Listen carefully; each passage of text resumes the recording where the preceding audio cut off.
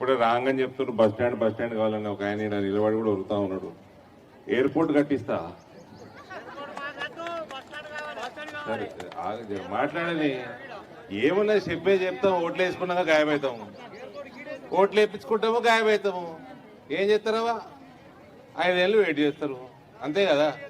4000 pension వచ్చిందా? మరి ఏంటికి ఎత్తారు కాంగ్రెస్ కోర్టు? నేను కూడా అబద్ధాలు చెప్పుకోవాలనా? నాకు రావా అబద్ధాలు చెప్పు? ఆగవా మాట్లాడకు. చెప్పిపోతా ఎయిర్పోర్ట్ కట్టిస్తా, ఇవన్నీ పాతగా అయిపోయినాయి, అంత ఒక మయసభ కట్టిస్తా,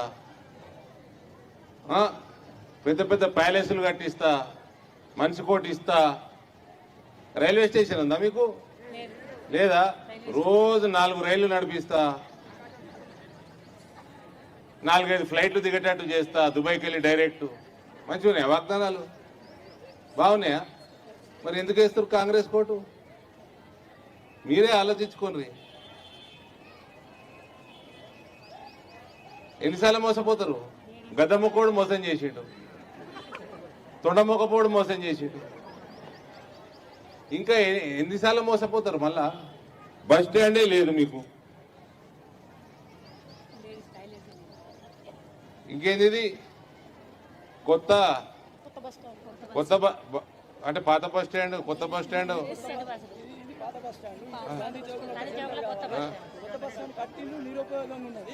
ఏం లేనే లేదు కానీ 3 బస్ స్టాండ్లు కావాలంటున్నాడు మచ్చనారాయణ.